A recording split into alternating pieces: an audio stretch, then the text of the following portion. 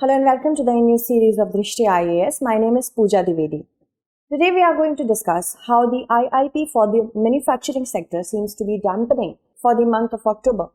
This year, of course, there are many things that we are going to discuss step by step from the perspective of GS Mains Paper 3 and specifically from the perspective of prelims examination. Factual information is important. Let us first of all look at the news.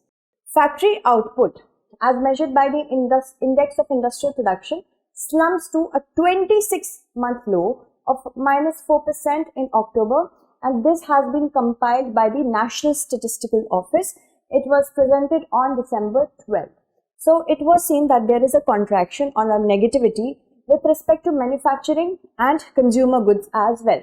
That means demand is not robust right now. Let's first of all talk about IIP. IIP, or the Index of Industrial Production. It seems to be an indicator that measures the changes in the volume of production. That means how much output has been there. Volume means output, and that is of course related to industries, and this is done for a given period of time. So three factors important are there. First, that it is an indicator and it is for the factory output for the industrial sector, and it is for a given amount of time. It is compiled and published monthly. This is your prelims point. It is being done by National Statistical Office under what ministry? Ministry of Statistics and Program Implementation, or we call it as MOSPI. The broad sectors and use-based sectors are the two components of IIP. For broad-based sectors, we have mining, electricity, and of course manufacturing. It comes in the broad-based sectors. And then use-based are basic goods, capital goods, and intermediate goods. The basic or the base year for which we calculate the IIP is 2011 and 12. So we compare the current year from this year, okay, this fiscal. Moving ahead now, let's talk about the importance or significance of IIP. It is used by the Ministry of Finance and the Reserve Bank of India for policy making purposes, and also for the calculation of quarterly and advanced gross domestic product estimates. GDP means the production of goods and services within the geographical boundary of a country during a specified amount of time. And the weight of the 8 core sectors are 40.27% of the IIP. So remember that. The correct order of the 8 core sector according to their weightage is given over here. First we have refinery, products, electricity, steel, coal, crude oil, natural gas, cement and fertilizer. Then another thing that we have to know over here is the weight of manufacturing sector in the IIP. In the IIP, the manufacturing sector comprises of 77.6%, okay, and it has contracted 5.6% in October as against 3.3% growth that was recorded in the previous year. And you can see that capital goods output after a gap of 9 months have reduced at -2.3%. Consumer durables and consumer non-durables output also continue to be in negative territory at -15.3% and -13.4% respectively. What is this showing us? That there is less demand from the consumer side. We also call consumer durables, they are counted in the fast moving consumer goods. They have come down. That means demand is not there. Secondly, capital goods are also, the output of it is also decreasing. This is showing that investment sentiment is also negative.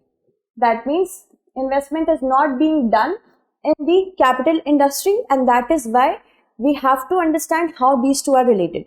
If there will be no investment in capital goods, it is a result of low demand. And low demand is because of global shock that the entire world is going through right now because of the Russian-Ukraine war. Moving ahead, the current scenario, let's see what is happening with respect to manufacturing sector. See, there is a maximum decline in certain industries such as clothing, electrical equipments, textiles, pharmaceuticals and leather and related products. And these kind of products have a large export share. That means the chances of India to earn foreign exchange have become low because demand in these sectors have been low. And that is of course because of the world crises. The world is going towards recession because of that. And also the production of these sectors are generally concentrated in the small and medium enterprises. That is another cause of concern, because India wants to give a boost to MSMEs, and if MSMEs are not getting enough export demand, then employment opportunities and the sustenance of MSMEs will also be in question.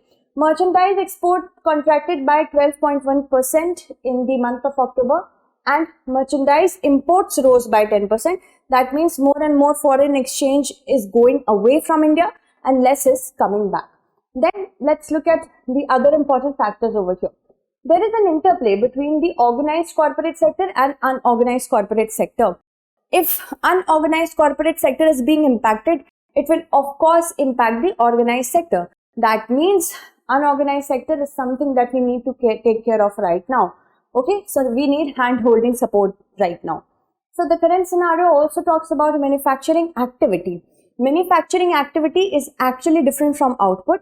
Manufacturing activity can be termed as the amount of generation of employment that it is doing through various processes, advertising, packaging. So it is increasing. Activity is increasing, but output is decreasing. That means what is going to happen? Laying off of employees can also happen. So manufacturing activity is gauged by S&P Global India Manufacturing Purchasing Managers Index. So this particular index gauges manufacturing activities. It has shown an expansion of for 17 straight months.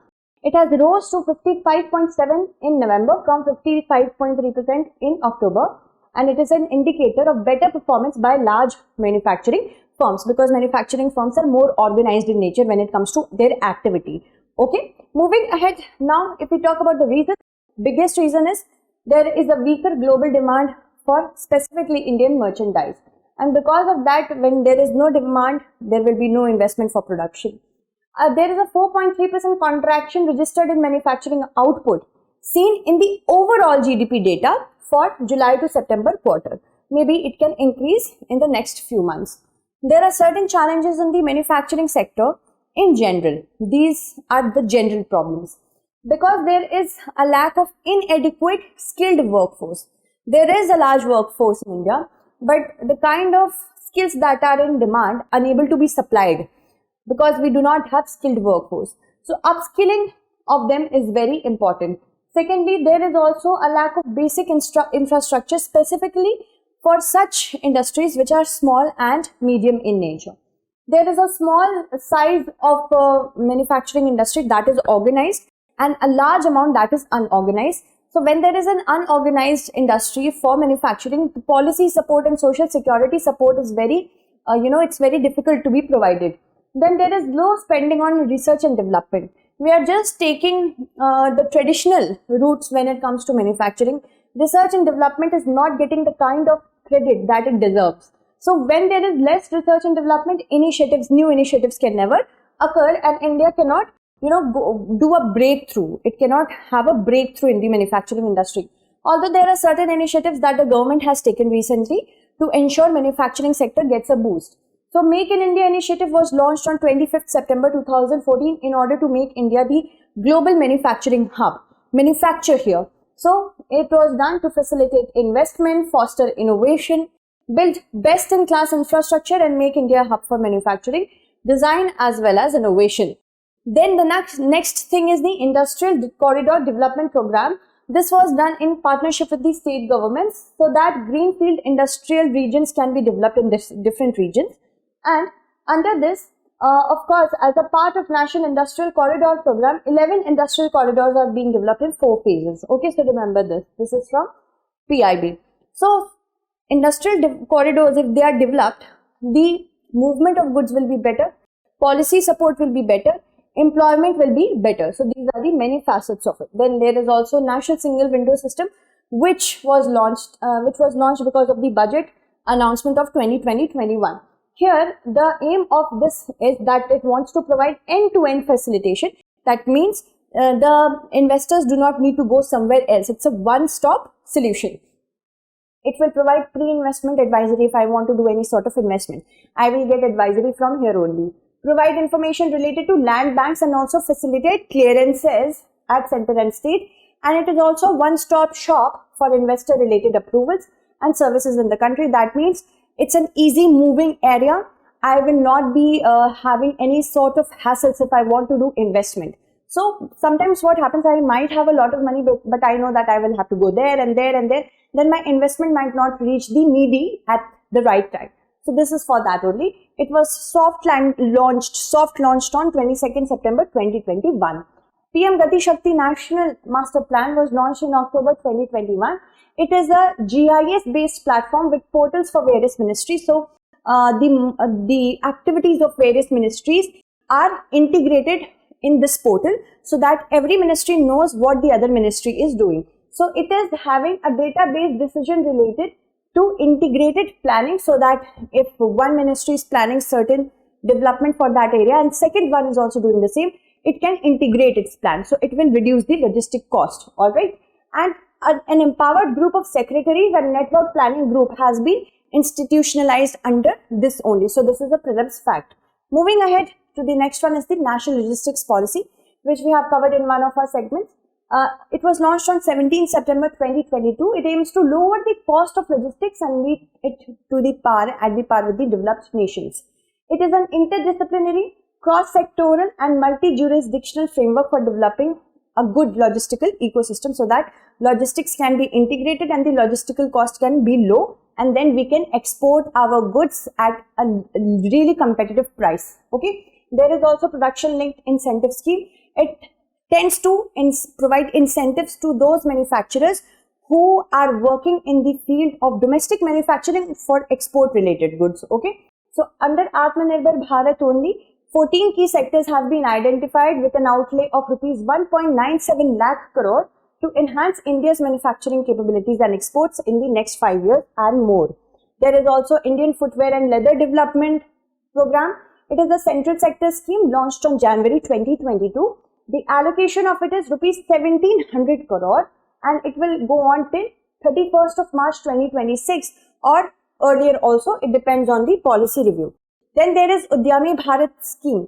The government wants to ensure sustenance of MSMEs because in the GDP, in the export group as well as employment, it has a large share. So Mudra Yojana, Emergency Credit Line Guarantee Scheme, these are all the schemes that are hand-holding the MSMEs. Scheme of Fund for Regeneration of Traditional Industries, Spurti is also related to it. The RAMP is also related to it. So rupees 600 crore allocation has been done under Udyami Bharat scheme, which aims to scale up the implementation capacity and coverage of MSME of different states. Then we have PM Mitra, the PM Mega Integrated Textile Region and Apparel, which is launched by Ministry of Textiles to attract technology as well as FDI in the field of textile sector. And under this only, there is a notification that 7 Mega Integrated Textile Region and Apparel Parks will be developed, and this will have an outlay of rupees 4,445 crore. There is a bigger picture. See, right now we have covered this increasing of the repo rate as well. I will put the link of it in the description box. So RBI had a rate hike of 35 basis point, alright, to 6.25%. When repo rate has been increased, then liquidity will decrease because commercial banks will not be able to have loan provided to them at a much lower rate. So they might not get loans from the RBI and hence they might not provide loans to other customers. So liquidity will be, it will be absorbed by the RBI. The growth of merchandise imports is also deaccelerating according to RBI Governor Shaktikanta Das. The impact of rate hikes by the RBI is also being seen as one of the dampeners in the industrial sector. All this we have covered. I will put the link in the description box, so I will not elaborate this, just read it. Headline retail inflation rate remained above 6% for 10 months because what happens?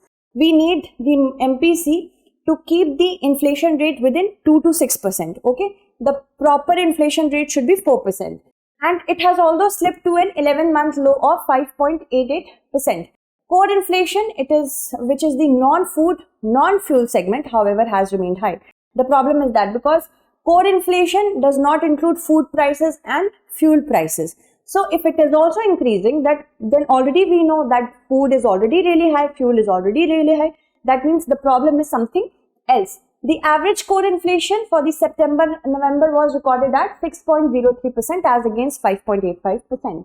Then Indian economy, although is on track to grow 6.8 to 7% in the current fiscal, manufacturing sector will also see a rebound, because right now what happened, it is an old data. So it can be possible that from October onwards, we get to see a better picture because of the festive season. So that's it. Thank you so much for watching and stay updated. Let me first of all take the names of those students who have answered my last question correctly. I will attach the next question also, so you can understand how it all works. You have to answer that question in the comment segment only, okay?